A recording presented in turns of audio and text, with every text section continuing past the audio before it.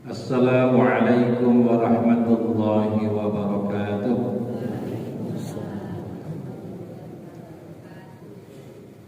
Bismillahirrahmanirrahim. Innal hamdalillah nahmaduhu wa nasta'inuhu wa nastaghfiruh wa na'udzu billahi min shururi anfusina wa min sayyiati a'malina. Man yahdihillahu fahuwal muhtad wa man yudlil falan tajida lahu waliyyan mursyida. Asyhadu an la ilaha illallah wahdahu la syarika lah wa asyhadu anna Muhammadan 'abduhu wa rasuluh. Allahumma shalli ala Muhammad wa ala alihi wa ashabihi ajma'in, amma ba'du. Usikum wa nafsi bitaqwallah kama qala Allah Ta'ala fi kitabihil karim. A'udzu billahi minasy syaithanir rajim. Ya ayyuhalladzina amanu taqullaha haqqa tuqatih wa la tamutunna illa wa antum muslimun. Wa qala ta'ala aidan, ya ayyuhalladzina amanu taqullaha wal tanzur nafsum ma qaddamat lighad wattaqullah innallaha khabirum bima ta'malun. Hadirin jamaah kajian Ahad pagi Masjid Agung Baitus Salam yang semoga selalu dirahmati dan diberkahi oleh Allah Subhanahu wa taala. Kita bersyukur kepada Allah pagi hari ini kita bisa hadir di masjid yang mulia ini untuk bersama-sama belajar mendalami ajaran Islam yang begitu luas. Mudah-mudahan majelis ini bermanfaat untuk kita semuanya. Amin ya rabbal alamin.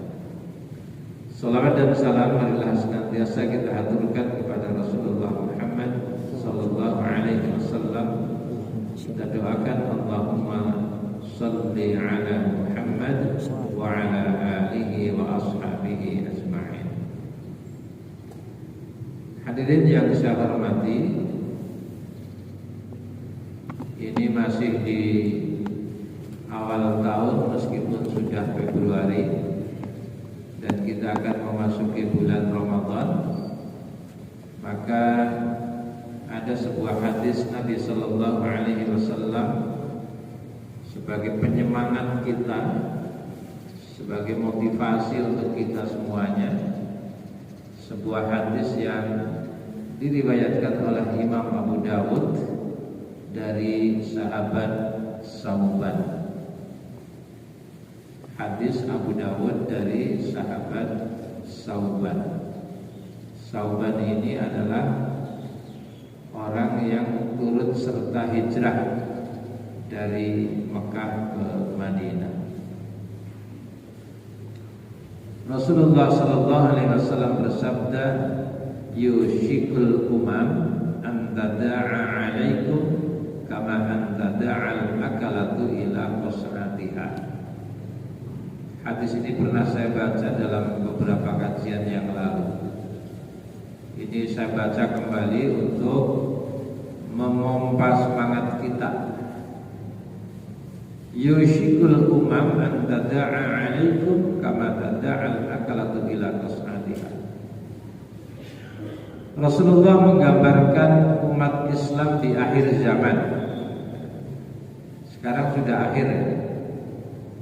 Cuma kapan datangnya kiamat tidak ada yang tahu. Ini zaman sudah akhir.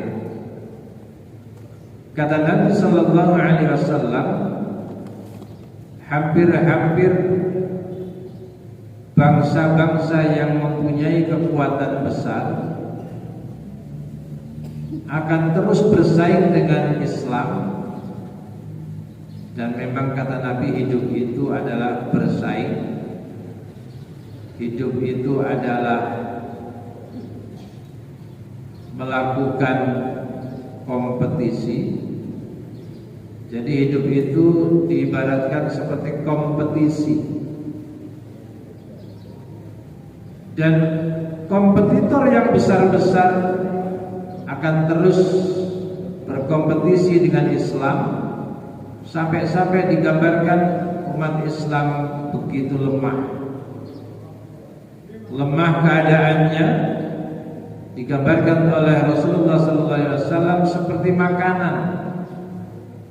Jadi orang Islam digambarkan bukan seperti orang yang makan, tapi digambarkan seperti makanan. Kama tada'al akalatu ila qas'atiha, seperti makanan yang tersaji ditampak prasmanan. Jadi orang Islam oleh Nabi digambarkan seperti snack,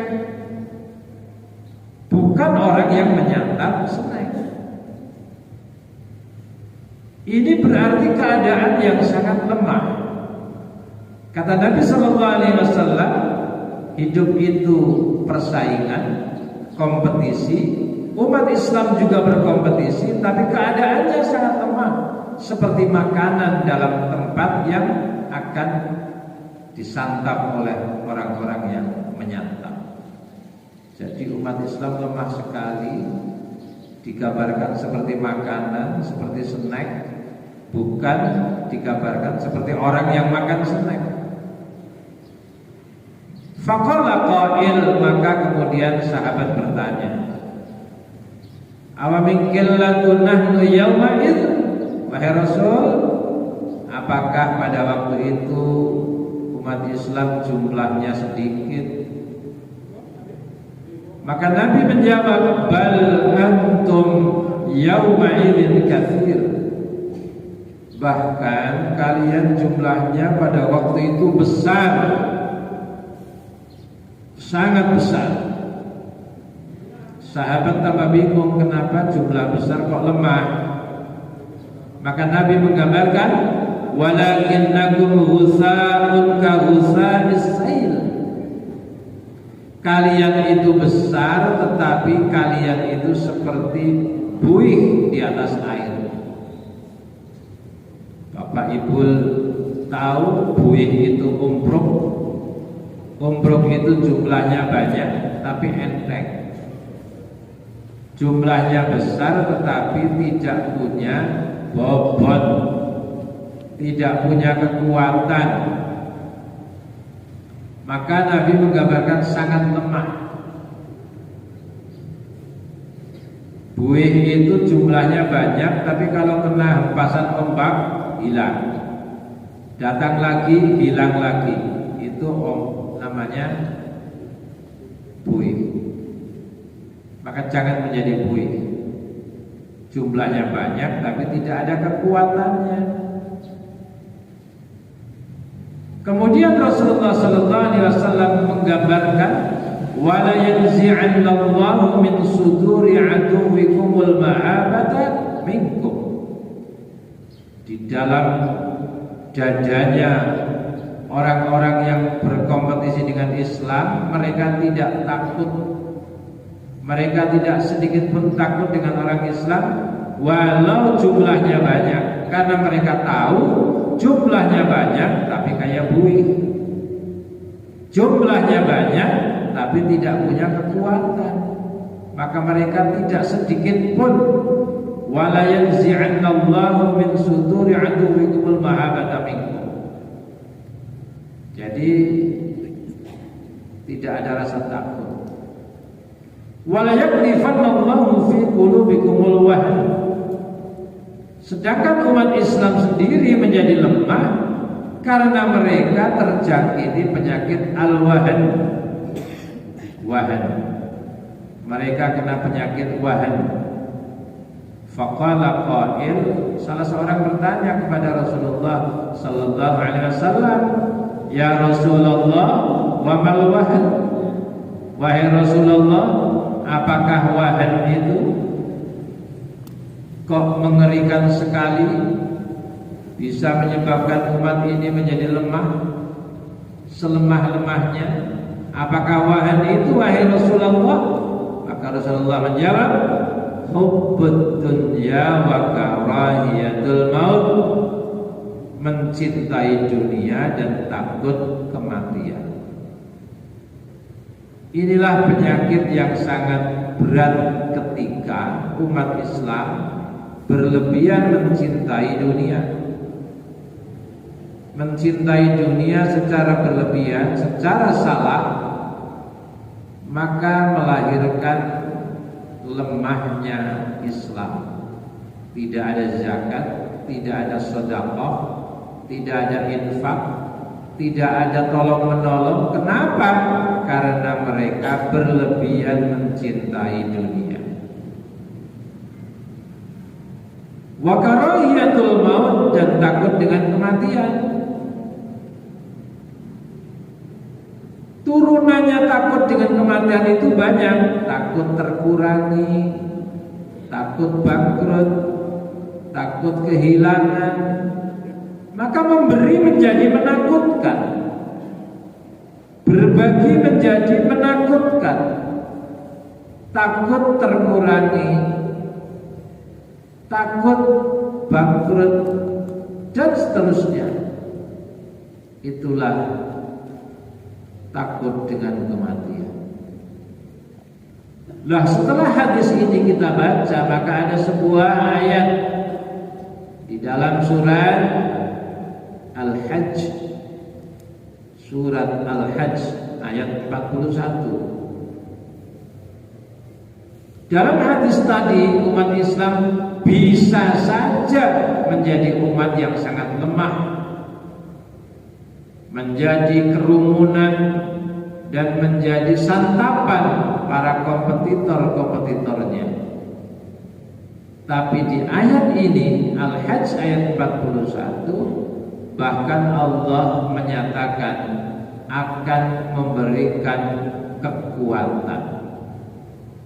Umat Islam akan menjadi umat yang teguh, diteguhkan kedudukan mereka di muka bumi, berarti di dunia ini. Surat Al-Hajj ayat 41, A'udzu billahi minasyaitonir rajim. Alladzina immakkannahum fil ardi aqamus sholata wa atawuz zakata wa amaru bil ma'rufi wa nahaw 'anil munkari walillahi 'aqibatul umur. Alladzina immakkannahum fil ardi, orang-orang yang jika kami teguhkan, kami kokohkan kedudukan mereka di muka bumi. Jadi ada orang-orang yang akan diteguhkan kedudukannya di muka bumi. Siapakah mereka? Orang yang melakukan, orang yang memenuhi 3 syarat.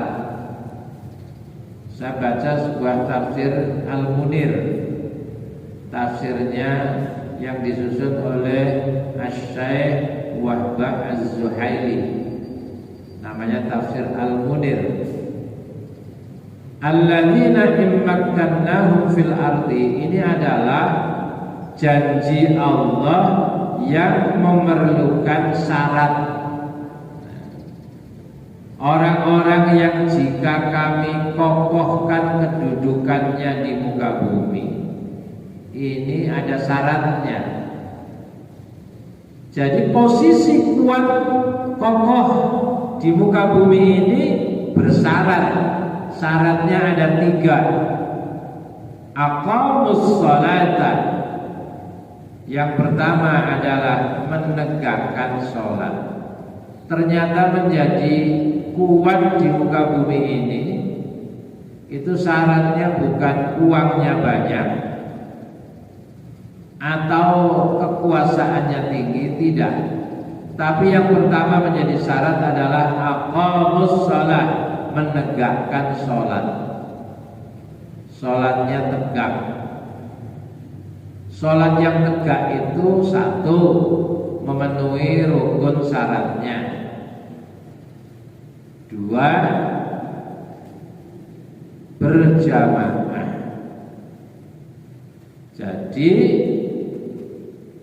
ternyata sholat itu tidak sekedar dilakukan, yaf'alunas sholat, tidak sekedar melaksanakan, mengamalkan sholat, tapi yuqimunas sholat, aqamus sholat. Sholatnya itu tegak, menegakkan sholat. Jadi kata tegak ini maknanya luas. Selain memenuhi rukun dan syarat, dikerjakan dengan khusyuk dan berjamaah. Menegakkan sholat itu cukup menjadi amalan yang berat, karena Allah sendiri menyatakan bahwa menegakkan sholat itu berat. Wasta'inu bis sabri was shalah, dan bermohon tolonglah kepada Allah dengan sabar dan sholat. Wa innaha lakabiratun, dan yang demikian itu adalah amalan yang berat. Illa 'alal khashi'in, kecuali orang-orang yang khusyuk. Jadi berat. Subuh itu berat, waktunya pagi, melawan ngantuk. Subuh tambahi lagi berjamaah. Kata orang bijak, perjalanan yang paling berat adalah perjalanan dari rumah ke masjid. Kalau jalan sehat, artinya umroh itu ringan, 3 kilo, 5 kilo biasa. Tapi 100 meter dari rumah ke masjid berat, melampaui perjalanan yang lain. Jadi memang syarat tegaknya atau kokohnya kedudukan umat Islam, termasuk diri kita di muka bumi ini, syaratnya memang berat. Sholatnya tegak. Kenapa sholat itu harus tegak dengan berjamaah? Karena hadir ke masjid adalah termasuk memenuhi tagihan. Panjenengan semua itu punya utang, dan utangnya mau ditagih. Utangnya apa? Syahadat. Panjenengan sudah baca asyhadu an la ilaha illallah wa asyhadu anna muhammadar rasulullah. Di dalam syahadat itu ada tagihan. Kenapa tagihan? Karena di dalam syahadat isinya satu ikrar, yang kedua sumpah, dan yang ketiga janji. Ikrar tentang apa? Ikrar kesaksian bahwa Allah Rabb saya, ilah saya, dan Muhammad SAW utusan Allah. Sumpah apa? Sumpah untuk terikat. Asyhadu an la ilaha illallah, saya bersumpah akan terikat dengan aturan Allah. Wa asyhadu anna Muhammadar Rasulullah, saya bersumpah akan terikat dengan aturan Rasulullah. Dan yang ketiga, syahadat itu tagihan juga, isinya janji. Al-misaq, misaqan ghalidha, janji yang agung. Asyhadu an la ilaha illallah, saya berjanji akan setia kepada Allah. Wa asyhadu anna Muhammadar Rasulullah, dan saya berjanji akan setia dengan Rasulullah. Ikrar, sumpah untuk terikat, janji akan setia. Itu tagihan. Kita itu punya 3 tagihan. Ada sebagian umat Islam yang membaca syahadatnya berhenti sampai ikrar. Saya bersaksi, tok, selesai. Padahal di dalam syahadat itu ada yang lainnya, yaitu sumpah terikat, janji setia. Itu tagihan, akan ditagih. Di zaman Nabi Sallallahu Alaihi Wasallam, tagihannya apa? Tagihannya 1 Isra Mi'raj. jajal diuji nganggo Isra Mi'raj, percaya apa ora? Ternyata ada juga yang tidak percaya. Abu Bakar sami'na wa ata'na, saya percaya engkau Rasul utusan Allah, ngendikane jenengan pasti benar, berita jenengan pasti benar, aku percaya. Ya Abu Bakar. Tapi kan ada yang lain, sami'na wa pikir-pikirna. Odisit bener ora ke Isra Mi'raj. Tagihannya ada yang tidak lulus. Yang kedua tagihannya dengan apa coba? Hijrah. Rasul jauh, yo hijrah. Ya kalau yang menanggapi Abu Bakar, Umar siap. Pada kapan tindak manut. Tapi kan ada juga yang nanti dulu pikir-pikir Rasul tanggung ini. Maka ada sebagian yang hijrah langsung sebagaimana perintah Nabi. Ada yang berjanji menyusul karena menunda. Rasul tindak riyin nggih, kula mangken nyusul. Nang apa nyusul? Teksi kata urusan pertanian dan perbisnisan. Nanti selesai saya nyusul. Walaupun sampai akhirnya Nabi berkirim surat melalui utusan, sudah tinggal di Madinah, hijrah tinggal di Madinah beberapa waktu lama, deneng orang nyusul-nyusul ya. Diingatkan oleh Rasulullah bahwa syahadat mereka, kalian akan diterima syahadatnya kalau nyusul. Kalau nggak nyusul, syahadatnya tidak diterima. Coba. Kita tagihannya bukan hijrah, boten usah hijrah lah, pindah-pindah boten usah. Tagihannya kita apa? Panggilan sholat berjamaah. Azan berkumandang itu adalah tagihan syahadat kita semua. Monine azan, tapi intinya tagihan. Mana janjimu, katanya setia. Mana sumpahmu, katanya terikat dengan Allah. Dipanggil ayo datang.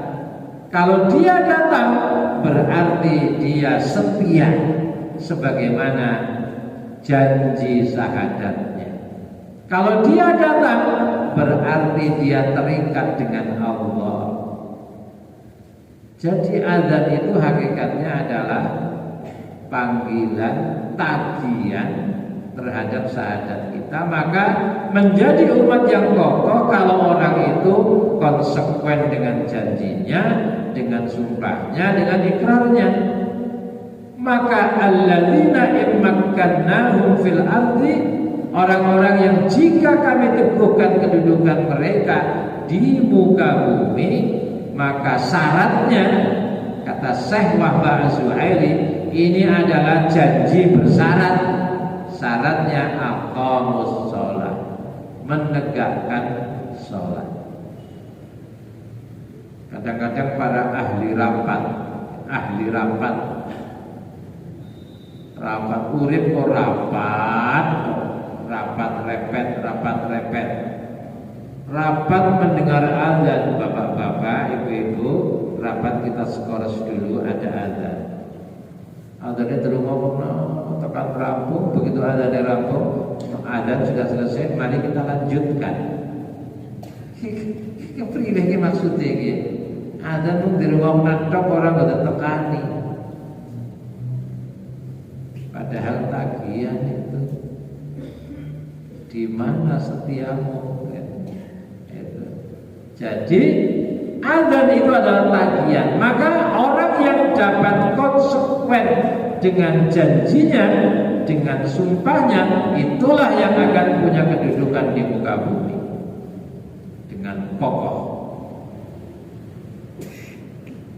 Ini syarat yang pertama. Maka para sahabat Nabi yang sakit dan tidak bisa ke masjid, mereka bersedih hati Kalau diterjemahkan dalam bahasa Purwokerto, berkabung.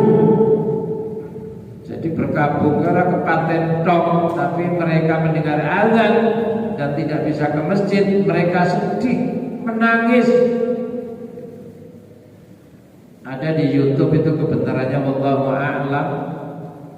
Di Timur Tengah itu ada masjid di sebuah kampung, dan ada salah satu warganya yang minta izin kepada takmir untuk mengikat tali di tiang teras masjid sampai ke rumah. Untuk apa? Untuk rambatan ke masjid karena dia buta dan tidak ingin merepotkan orang dituntut ke masjid. Maka dia minta izin mengikatkan tali sepanjang sampai rumahnya untuk rambatan hadir memenuhi panggilan azan karena dia buta. Orang buta perjuangannya begitu, yang tidak buta kadang lebih santai. Maka aqamus shalah. Siapa yang ke masjid, laki-laki atau perempuan? Semua. Perempuan yang sudah tidak punya kerepotan di rumah, ayo ke masjid. Kalau masih ada yang menyatakan perempuan di rumah, perempuan lebih afdol sholatnya di rumah, itu berarti baca hadisnya mungkin belum lengkap. Karena hadisnya ada dua. Yang pertama, utama di rumah, jangan keluar rumah. Itu hadis yang turun ketika Madinah belum aman. Madinah masih belum aman. Tapi setelah Madinah tertata, Madinah terjamin keamanannya, maka Rasul justru dalam hadis yang berikutnya, jangan kau halangi. Tidak boleh laki-laki menghalangi perempuan ke masjid. Bahkan Rasulullah bersama istri berangkat ke masjid, memerintahkan bangunkan, ajak anak istrimu untuk ke masjid beriktikaf malam hari. Berarti yang ke masjid itu laki-laki dan perempuan. Jadi aqamus shalah ini adalah syarat yang pertama. Bapak Ibu kalau kepengen mengukur seberapa kuat umat Islam di suatu tempat, salah satu ukurannya, lihatlah berapa orang yang terikat dengan masjid. Mu'allaqah bil masajid, kata Nabi. Orang yang hatinya selalu merindukan masjid. Kalau ingin melihat seberapa kuat umat Islam, lihatlah seberapa orang hadir sholat berjamaah ke masjid. Makanya hadis tadi digambarkan umat Islam sangat lemah seperti makanan, jumlahnya banyak tapi tidak punya kekuatan. Karena apa? Salah satu unsur kekuatannya adalah sholat berjamaah. Para kompetitor Islam itu tahu masjidnya nggak pada penuh kok, berarti lemah ini umat Islam. Salah satu ukuran kekuatan umat Islam, seberapa banyak orang yang sholat berjamaah di masjid. Bukan membuat musola di rumah, itu untuk tahajud saja di rumah sama sholat sunnah ya. Tapi kalau sholat berjamaah fardu di masjid. Ini penting Bapak Ibu sekalian. Jadi kalau kita pengen ngerti seberapa kokoh umat Islam, lihat berapa orang yang hadir ke masjid. Ukuran yang kedua, kalau kita pengen ngerti kuatnya umat Islam, lihat seberapa banyak dana yang dikumpulkan umat Islam melalui zakat, infak dan sedekah. Dan yang ketiga, kalau pengen ngerti berapa kuat umat Islam, seberapa orang terikat dengan Al-Quran. Inilah Bapak Ibu sekalian, maka aqamus shalah ini adalah syarat yang pertama. Pengen hebat di muka bumi, kepengen kokoh kedudukannya di muka bumi, maka yang pertama-tama harus dipenuhi menegakkan sholat. Sebentar lagi Ramadan, masjid mushola penuh. Tapi bagaimana kemudian Ramadan yang sebulan itu terasa 12 bulan? Bulan Ramadan nanti selesai masuk Syawal. Ya bulannya Syawal, tapi rasanya Ramadan. Dzulqa'dah rasanya Ramadan. Dzulhijjah masih rasanya Ramadan. Jadi Ramadan itu sebulan, tapi rasanya 12 bulan. Masjidnya penuh mirip Ramadan. Jadi sekarang sedang banyak orang menggerakkan masjid untuk meramaikan, memakmurkan. Masjid tidak hanya makmur, tapi makmur memakmurkan. Yang kedua, wa'atawuz zakat. Salah satu syarat menegakkan kedudukan kita di muka bumi adalah dengan zakat. Menunaikan zakat. Zakat itu rukun Islam paling ringan, tapi paling tidak populer dan tidak laris. Mari kita bandingkan zakat dengan yang lain. Zakat dengan sholat, zakat dengan syahadat. Berat syahadat. Berat syahadat. Di situ ada janji setia. Di situ ada sumpah terikat. Berat. Dibandingkan syahadat berat. Maka kalau ada orang datang ke rumah saya, Mas Ibnu, kula badhe mlebu Islam, saya bilang bali baelah, dipikir mani. Coba pulang dulu lah, dipikir lagi. Nanti kalau sudah dipikir kok mantap, kesini lagi. Ada yang datang, ada yang tidak datang lagi. Coba mau masuk Islam, saya bilang pulang dulu, dipikir lagi. Ada yang datang lagi, ada yang tidak.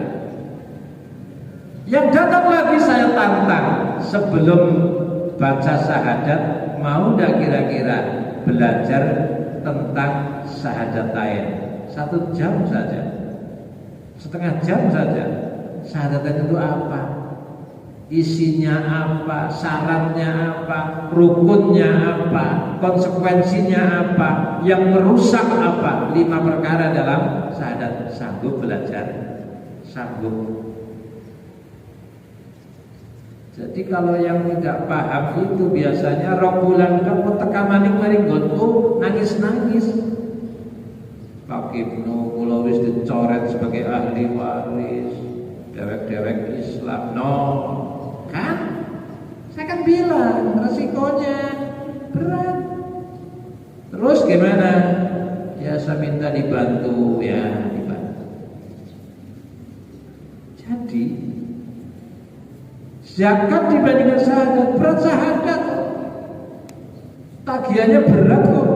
5 waktu dipanggil coba, berat. Waduh, lagi ketanggungan. Setelah ketanggungan biasanya Cirebon ya, karena saya hobinya naik sepur ya, Jakarta, Jogja, Semarang. Jadi serba tanggung ini dipanggil, aduh belum sempat, aduh sibuk, berat. Syahadat itu berat. Yang mengatakan syahadat ringan itu kan karena baru belajar syahadat sepertiga. Saya bersaksi, selesai. Saksi dong. Tidak dipahami di situ ada saya bersumpah dan saya berjanji. Maka zakat dibandingkan dengan syahadat, berat syahadat. Zakat dibandingkan sholat, berat sholat. Ada tagihan-tagihan itu 5 waktu sehari. Zakat tidak setiap hari, ringan, setahun sekali. Zakat setahun sekali, dipipil tiap bulan. Itu kan supaya meringankan ijtihad kita, bayar zakat tiap bulan adalah ijtihad supaya tidak keberatan setahun itu. Apalagi gaji dizakati setahun sekali, yakin itu pada keberatan itu. Jadi kalau ada orang bilang bayar zakat tiap bulan bid'ah, suara papa. Si ngomong bid'ah kan harus pada kuat, tapi bayarnya setahun sepisah. Nah kita ini kan berat kalau bayar zakat setahun sekali. Penghasilan tuh akhir tahun zakat wah lenger. Maka supaya kita tidak tidak meninggalkan beban, ayo dipipil tiap bulan. Atau setiap kali dapat. Ketemunya sama nanti setahun, cuma lebih ringan. Jadi zakat dibandingkan dengan sholat, berat sholat.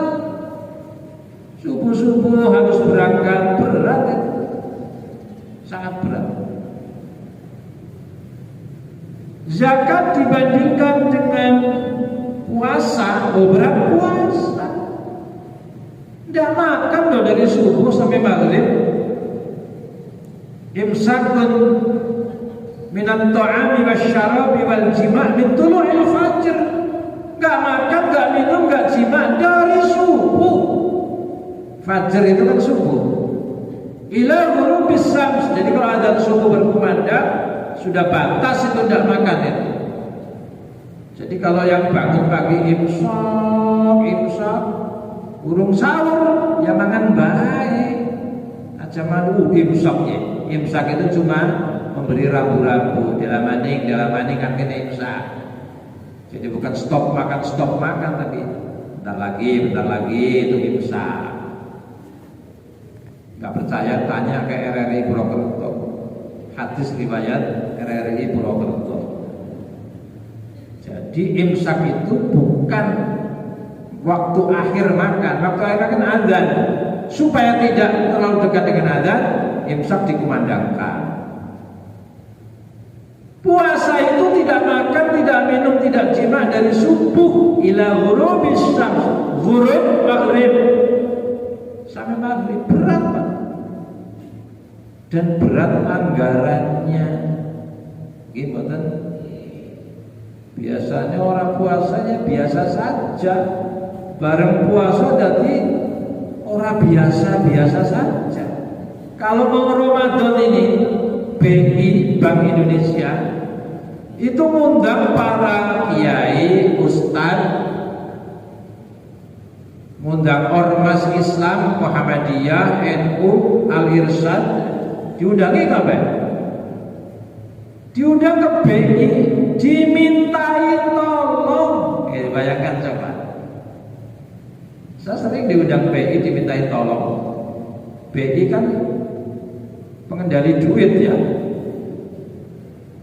Tolong para ustaz, jamaahnya dibilangi tolong jangan terlalu boros. Coba. Karena ternyata selama Ramadan sampai Syawal, awal bulan Syawal, itu uang beredar, uang ditarik untuk dipakai, itu selama Ramadan sampai awal Syawal, Jateng dan DIZ 24 triliun. Ribon itu triliun, 7 miliar triliun. Berarti apa? Penggunaan uang di bulan itu tinggi, menggambarkan bahwa orang puasa ternyata lebih boros. Ya kalau beli sesuatu untuk disajikan, disedekahkan untuk buka bersama di masjid, itu mulia. Tapi kalau di rumah kemudian menunya jadi boros, ini tidak baik. Puasa mengajarkan kita sederhana, tidak melampaui batas, tapi faktanya anggarannya meningkat. Ada sahur, ini sahur pertama sing istimewa. Tengah-tengah ini penyemangat, tambahi lagi sahurnya, bukanya. Memang siang tidak makan, tapi cuma pindah jadwal. Padahal puasa itu salah satu kenikmatannya adalah begitu buka puasa, kata Nabi, itu kenikmatan yang tiada tara. Artinya apa? Dengan sedikit buka itu sudah mengenyangkan. Apapun yang dimakan itu kalau buka puasa itu mengenyangkan.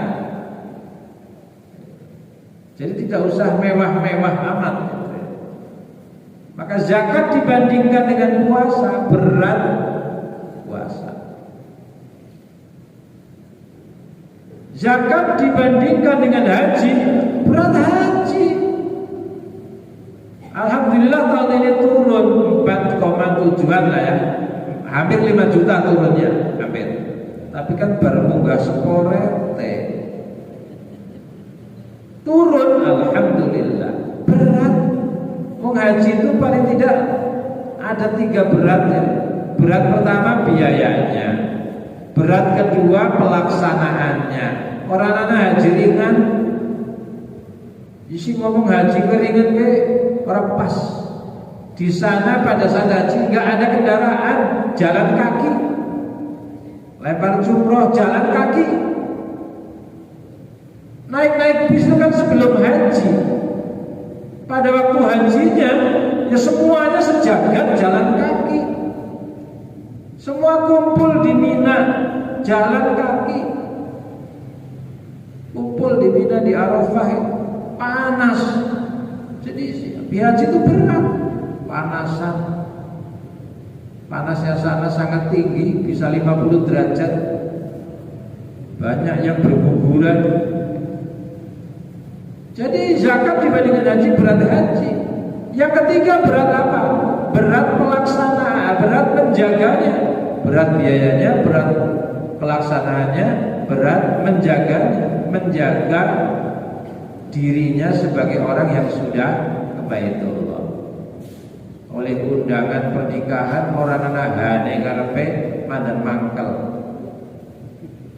Ki ora ngerti apa ya wis mari Mekah kok undangan orang nganggo ngarepe. Iya. Makanya ada permintaan maaf apabila tidak sesuai alamat nama gelar. Jadi berat menjaganya. Saya kalau bimbing haji itu kalau mau pulang selalu bilang ke jamaah, sepakat nggih mboten ngangge ngarepe, sepakat nggih. Dari sing nang kantor ya ora ana hane padha. Ya itu hanya cara menjaga saja. Ditulis ya enggak apa-apa, sing penting ikhlas. Tapi aja kesuh anggar langkah. Jadi zakat dibandingkan dengan haji berat. Zakat itu paling ringan. Kalau 2,5% dari zakat penghasilan sangat ringan. Sejutanya itu 25.000. Kalau kita punya penghasilan 5 juta, mungkin jadi pegawai negeri atau swasta. 4 juta, 5 juta, 6 juta. Kalau 6 juta cuma 150.000. Bayangkan ada seorang tukang cukur. Tukang cukurnya itu rumahnya gede. Batanya cuma 1 meter. Tidak saya cerita di mana ini. Tiap hari ke pasar naik sepeda. Sepedanya saja sepeda murahan. Rumahnya gede, lantainya plesteran. Dia tukang cukur, tidak punya kios. Praktek cukurnya di pasar di bawah pohon asem. Bayangkan, kira-kira tarifnya berapa tukang cukur sing kaya niku? Asetnya tukang cukur cuma alat cukur manual, nggak pakai listrik, dan kursi plastik 1 yang dititipkan di kios di pasar. Kalau pagi diambil, praktek dengan serwit asem, tarifnya berapa lah? Mau makan saja seadanya. Tapi kalau hari Jumat, tukang tukang cukur ini libur. Untuk apa? Datang ke lazis, membayarkan 2,5% dari potongan hasil cukurannya. Ternyata dalam setahun mengagetkan. Ketika pertama kali bayar, petugas zakatnya yang ngerti lah, Pak Kiai nun sewu, ya orang mampu lah. Jadi takut, niki badhe ditulis nopo Pak. Lah karepmu zakat ya kena, orang patut zakat ya infak ya oleh, sedekah ya kena, terserah. Sing penting tugasnya aku ngumpulna 2,5% tak setor. Yang mengagetkan apa Bapak Ibu? Setelah setahun ternyata tukang cukur ini bisa mengumpulkan 2,5 juta setahun. Sepeda ontel, bawa pohon asem, orang tua kios, kursi plastik BTTip, 2,5 juta setahun. Lebih tinggi dari zakatnya pegawai tetap.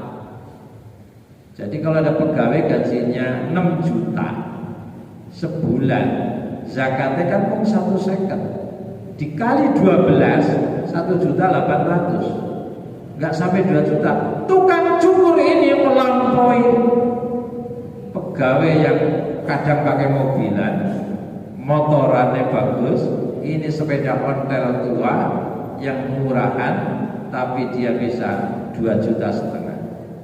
Artinya zakat itu ringan, tapi paling tidak populer. Teman-teman kita yang beragama Katolik, zakatnya berapa? 10%. 10%. Kawan saya nganggur 3 tahun, 2 tahun maaf, nganggur 2 tahun, Katolik. Begitu dapat pekerjaan, kira-kira dapat gaji pertama, pikirannya apa? Pikirannya nyaur utang, kayak kan? Ini itu. Dia begitu dapat gaji pertama setelah 2 tahun nganggur, dia ambil 10%, diantar ke gereja. 10%. Kita 2,5%. Sangat ringan. Saya pernah berpendapat, dan ini pro dan kontra. Di dalam zakat itu ada nisab, ukuran batas minimal dikeluarkannya zakat. Ada orang tanya, kalau pada bayar zakat 5% oleh pakai oleh 2,5% ukuran minimal terbebas dari kebahilan. Jadi 2,5% itu adalah batas minimal orang lepas dari bakhil. Jadi 5% lebih baik. Gitu. Jadi ya kenapa tidak mau bayar zakat lebih? Saya mau 7% Pak. Di Semarang itu ada pengusaha. Umumnya pengusaha ini terkenal, tapi tidak saya sebut sajalah Toha Putra yang punya penerbit. Ketika ditanya berapa target omset tahun ini Pak, jawabnya kami tidak punya target omset. Terus kami punya adalah target zakat. Woi, saya punya target zakat tahun depan sekian. Jadi zakat saya tahun ini sekian, target saya tahun depan sekian. Kalau kita menargetkan zakat, pasti Allah akan mengikut sertakan pendapatan. Jadi cita-citanya bukan berapa keuntungan saya, tapi cita-citanya berapa zakat saya. Pertanyaan kedua, zakat itu sisa atau pokok? Saya berpendapat, walaupun para ulama terbagi dua, saya memberanikan diri, zakat itu pokok, bukan sisa. Angger sisa langkah wong zakat.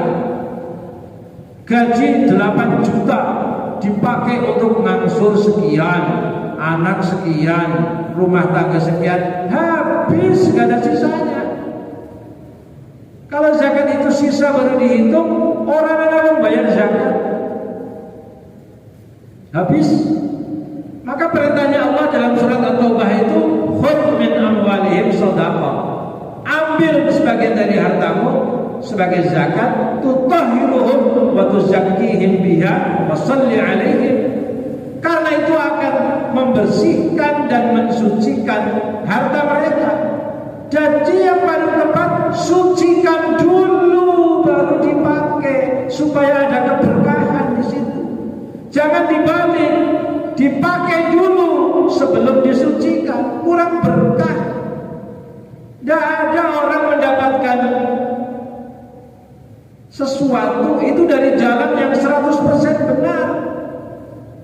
Pegawai negeri itu ada kotornya, terlambat datang, kotor itu. Jam itu melebu tengah bulu nembe ejek-ejek, tengah bulu, kotor itu gajinya. Dan lain-lain lah. Maka Allah memberi kasih sayangnya, sucikan, bersihkan. Caranya bagaimana?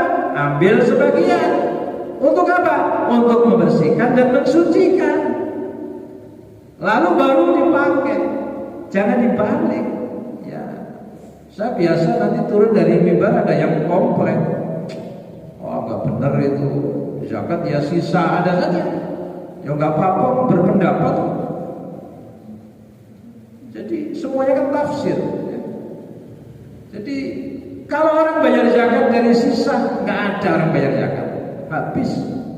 Maka dibalik, sucikan dulu, ambil sebagian untuk mensucikan, baru dipakai. Insya Allah tambah berkah.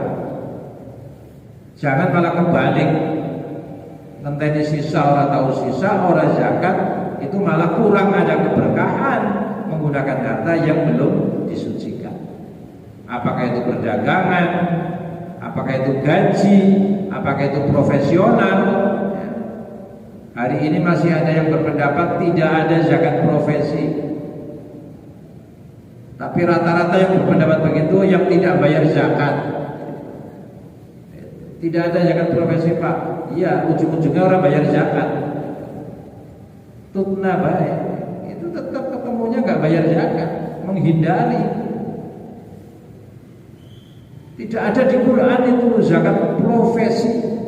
Ya, Quran itu kalau sudah menyebut satu harus ditafsiri cerdas. Wa mimma kasabtum, dan apa-apa yang kamu usahakan. Kasab bahasa Banyumas, harus paling dikam kasab. Kasab itu usaha, bekerja, ikhtiar mencari rezeki, itu kasab. Semua jenis kasab itu ya harus dikeluarkan, kata Allah. Wa mimma kasabtum. Jadi tidak cuma pertanian, perdagangan. Pertanian yang sering terancam gagal panen saja ada zakatnya. Apalagi yang jelas tiap bulan dapat. Nah, itu lebih mestinya ya, lebih semangat. Jadi menjadi umat yang hebat itu aqamus shalah wa atuz zakat wa amaru bil ma'ruf wa nahaw 'anil munkar. Amar ma'ruf, nahi munkar, itu yang ketiga. Jadi kejayaan Islam itu satu, tegak sholatnya, dua, bayar zakat, yang ketiga amar ma'ruf nahi munkar. Terima kasih sudah melampaui 15 menit. Jam masjid 7.15, jam saya baru 7.14. Mohon maaf tidak ada tanya jawab karena saya pindah tempat ini, Haji Barang. Mudah-mudahan kita semuanya diberikan kemampuan oleh Allah Subhanahu wa taala untuk menjadi umat yang istiqomah dalam kebaikan. Nasrul minallah wa fathul qarib wa basyiril mu'minin.